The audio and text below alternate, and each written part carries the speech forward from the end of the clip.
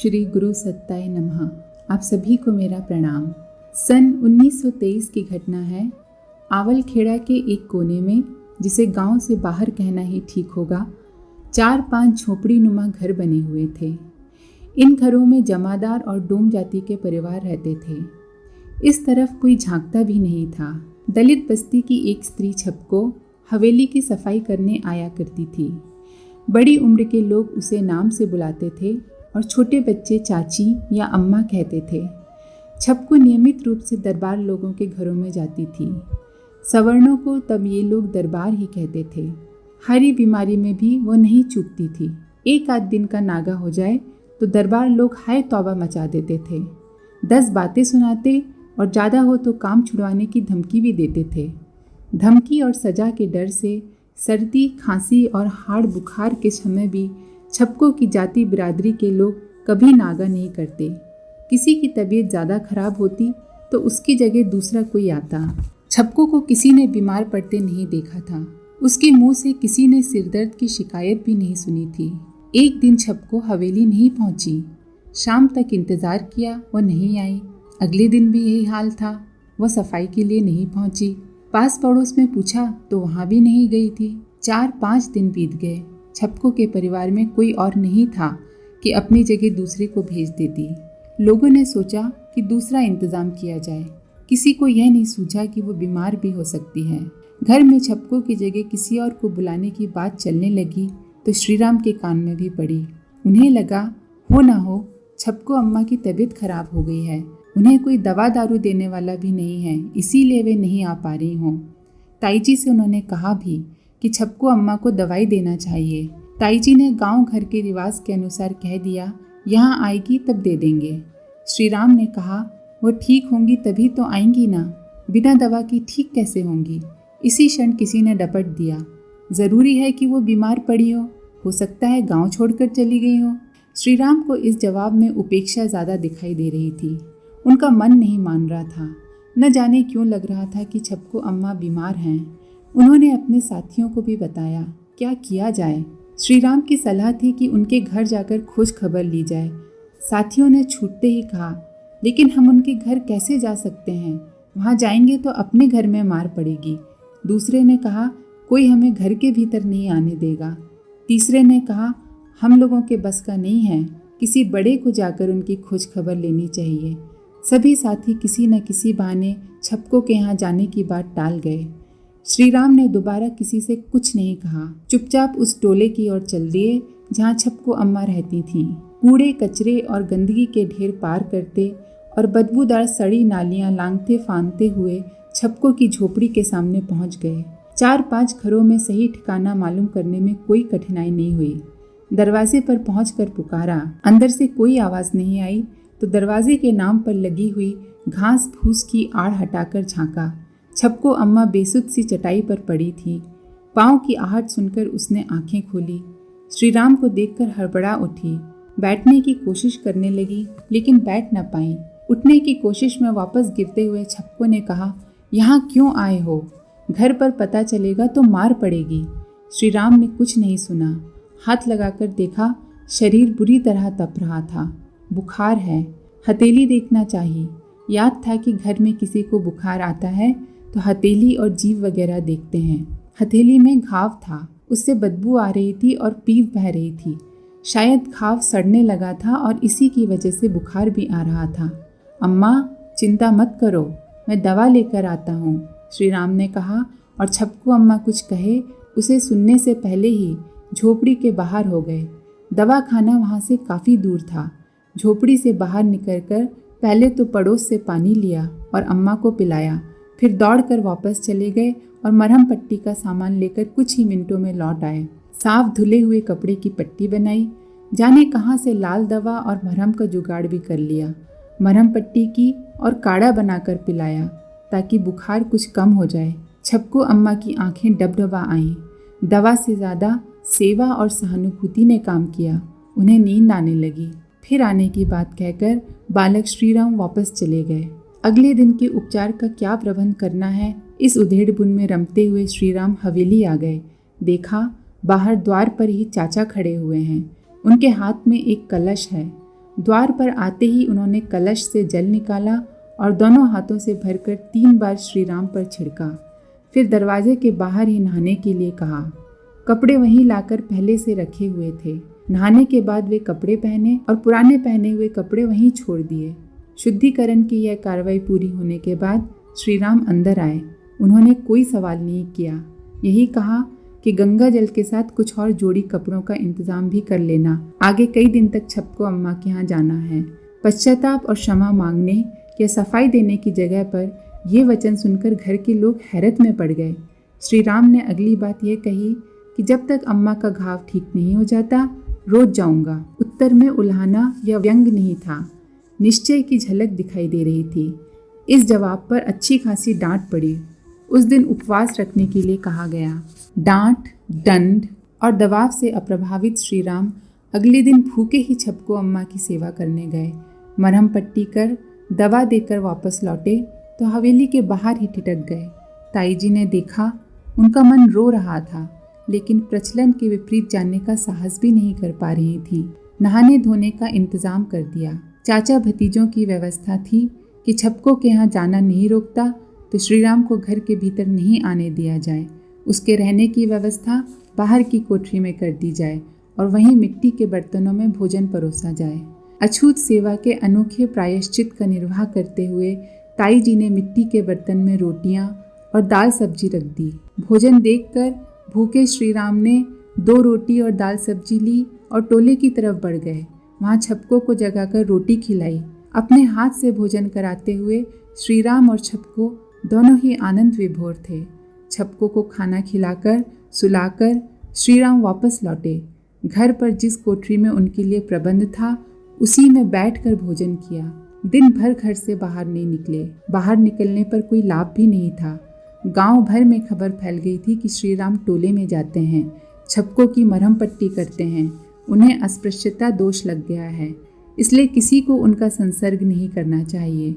गांव वालों ने अपने बच्चों को श्री राम के साथ खेलने से सख्त मना कर दिया था। 7-8 दिन की मरहम पट्टी और उपचार के बाद छपको का घाव सूख गया, बुखार भी नहीं रहा। वह अपने हाथ से खाना बनाने लगी। तब श्री राम ने टोले में जाना बंद किया। इस बीच अलवर में भागवत कथा संपन्न कर पिताश्री घर लौट आए थे। देहरी पर पांव रखते ही उन्होंने श्री राम को बाहरी कोठरी में जमीन पर चटाई बिछाए सोते हुए देखा। तुरंत पूछा, क्या हुआ, यहाँ क्यों? छोटे भाई देवलाल ने पूरा घटनाक्रम सुना दिया। उन्हें आशा थी कि शौचाचार का इतनी कड़ाई से पालन हुआ देख बड़े भैया बहुत प्रसन्न होंगे। आज तक आवल खेड़ा और आसपास के गांव में किसी ने भी टोले में जाकर अपना धर्म नहीं बिगाड़ा था। ऐसी स्थितियां ही नहीं बनी थी कि कोई निर्णय लेना पड़े। अपने यहाँ स्थिति बनी और छोटे भाई ने अपने भतीजे के लिए ही दृढ़ व्यवस्था दे दी। धर्माधिकारी का दायित्व अच्छी तरह निभा लेने के लिए सराहना भी होगी। हुआ उल्टा ही। पंडित जी ने कहा, देवलाल तुमने ये क्या किया? भागवत परिवार में किसी को सेवा शुश्रूषा के लिए प्रायश्चित करना पड़े, यह धर्म विरुद्ध है। उन्होंने श्री राम की पीठ थपथपाई और कहा, पुत्र तुमने भागवत धर्म के मर्म को पा लिया है। इस बीच आसपास के लोग भी हवेली में आ गए थे। वे पंडित जी को प्रणाम करने आए थे, लेकिन देवलाल को उल्हाना मिलते देख ठहर गए थे। पंडित जी कह रहे थे, तुमने सुना है ना, संत एकनाथ ने गंगोत्री से लाया गंगा जल रामेश्वर में भगवान शिव पर न चढ़ाकर एक गधे को पिला दिया था और भगवान ने उसे अभिषेक के रूप में ग्रहण कर लिया था। जीवन परमात्मा की देन है, उसकी रक्षा से बड़ा कोई धर्म नहीं है। कुछ देर चुप रहकर वे फिर बोले, लेकिन तुम्हारा भी दोष नहीं है। समाज की मान्यता ही गड़बड़ है, पर बहुत दिन तक ये सब नहीं चलने वाला। बदलेगा, धीरे धीरे सब बदलेगा। फिर पुत्र की ओर देखकर उन्होंने कहा, तुम्हारा भी एक पुरस्चरण हो गया है, समझो, प्रसन्न रहो। पिताश्री की व्यवस्था ने श्री राम का उत्साह बढ़ा दिया। कोठरी से निकलकर वे सीधे टोले की ओर गए और वहाँ छपको अम्मा को पुकारा। सुबह ही तो ये ब्राह्मण कुमार अब नहीं आऊँगा कहकर गया था, अब क्यों आ गया है? छपको को गांव वालों का डर भी सता रहा था। अभी तक झोपड़ी में पड़ी उपचार करा रही थी। श्री राम के आने पर गांव में क्या प्रतिक्रिया है इसका भान नहीं था। गांव में जाना शुरू करेगी तब पता नहीं क्या होगा। चिंता में डूबी जा रही थी कि श्री राम की पुकार ने फिर झंझोड़ दिया। पहला विचार यही उठा कि गांव वालों के किसी फैसले की सूचना लेकर आए होंगे, शायद आगाह करने के लिए। वह किसी विचार पर स्थिर होती, इससे पहले ही ब्राह्मण कुमार अम्मा अम्मा कहते भीतर उपस्थित थे। वाणी में उल्लास गूंज रहा था और चेहरे पर गर्व, जैसे कोई बड़ी सफलता प्राप्त कर ली हो। ब्राह्मण देवता, आप यहाँ ना आया करो, अब मैं ठीक हूँ। आपको यहाँ आते देख लोग मुझे गांव में घुसने नहीं देंगे। छपको ने श्रीराम के उल्लास और गर्व को नहीं पहचान सकने या पहचान कर भी ध्यान न देने पाने के कारण कहा। उसके ब्राह्मण कुमार शायद स्थिति को समझ गए थे। उन्होंने कहा, आप चिंता ना करें अम्मा, चाचा ने जो प्रायश्चित बताया था पिताजी ने उसे मना कर दिया है और मुझे आशीर्वाद दिया है कि मैंने आपकी सेवा करके बहुत अच्छा काम किया। छपको को अपने कानों पर सहसा विश्वास नहीं हुआ। श्रीराम ने जोर देकर कहा, सच कह रहा हूँ। सुनकर अम्मा के चेहरे पर संतोष, निश्चिंतता और खुशी की मिली जुली चमक फैल गई। अपने भावों को व्यक्त करते हुए उसने दोनों हाथ ऊपर उठा दिए, जैसे आशीर्वाद दे रही हो। श्रीराम ने कहा, अब किसी तरह का संकोच मत करना, अच्छा? इतना कहकर वे हवेली की ओर चल दिए। लेकिन बात यहीं खत्म नहीं हो गई। पंडित रूप किशोर जी के निर्णय ने गांव के पंडितों और फिर गांव वालों को भी नाराज कर दिया। पुत्र ने नादानी में अपराध कर लिया, प्रायश्चित से वो शुद्ध हो गया, यहाँ तक तो ठीक था। लेकिन पंडित जी किस आधार पर उसके कृत्य को पुण्य ठहरा रहे हैं? प्रायश्चित को ज्यादती बता दिया। पुत्र मोह आड़े आ गया होगा। उस मोह ने पंडित जी का विवेक भी छीन लिया है। इस बात को तूल देने में वे स्वजन संबंधी भी पीछे नहीं थे, जो पंडित जी की प्रतिष्ठा से जलते थे। आलोचना 3-4 दिन में ही मुखर हो उठी। जलेसर के भागवती पंडित कल्याण शर्मा के नेतृत्व में पिताश्री को चुनौती मिली। वे घर आए और कहा, आप अपने पक्ष को शास्त्र सम्मत सिद्ध कीजिए, वरना पंडित समुदाय से क्षमा मांगिए। कल्याण जी के तेवर में विरोध या द्वेष कम, संशय का भाव ज्यादा दिखाई दे रहा था। इस नाते संवाद संभव था, इसलिए पंडित जी ने उनको उत्तर देने की तैयारी दिखाई। संध्या समय पंचायत बैठी। पंडित जी ने अपना पक्ष रखते हुए कहा, आचार पहला प्रमाण है। श्री राम ने महामना मालवीय जी से यज्ञोपवीत ग्रहण किया है। वह प्रातः सायंकाल नियमित संध्या गायत्री कर रहा है। शास्त्र वचन है कि 3 वर्ष तक भी कोई श्रद्धा विश्वास से गायत्री का जप कर ले तो ब्राह्मी भूत हो जाता है। श्री राम नैष्ठिक गायत्री उपासक है और किसी को नहीं लगना चाहिए कि अछूत कही जाने वाली छपको की सेवा कर उसने धर्म विरुद्ध आचरण किया है। नैष्ठिक उपासना और आचार के प्रमाण ने ही आधे से ज़्यादा लोगों को चुप करा दिया। फिर उन्होंने शबरी प्रसंग से समझाया कि उसके जूठे बेर खाने पर भी भगवान की मर्यादा भंग नहीं हुई, तो अपने से छोटों या अंतरिजों की सेवा करने से मनुष्य का पतन कैसे हो सकता है। पंडित जी ने अनेक उदाहरण और शास्त्र वचनों के प्रमाण देकर निरूपित किया कि छुआछूत अपराध है, अंत्यजों की सेवा नहीं बल्कि उनसे घृणा करना पाप है। पंडित जी के प्रतिपादन की किसी के पास काट नहीं थी। भागवती कल्याण जी ने भी उनके निरूपण को विवेक और धर्म सम्मत बताया। श्री राम के आचरण में और पंडित प्रवर की व्यवस्था में कोई दोष नहीं है। उन्होंने इतनी ही सावधानी रखने के लिए कहा कि समाज के आग्रह का भी थोड़ा निर्वाह करना चाहिए। गांव में विरोध सचमुच धीरे धीरे कम हो गया।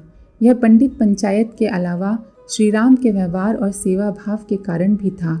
छपको की सेवा और उससे उत्पन्न विवाद का समाधान होने के तुरंत बाद श्री राम अपने अलग हुए साथियों को ढूंढते हुए उनके पास गए।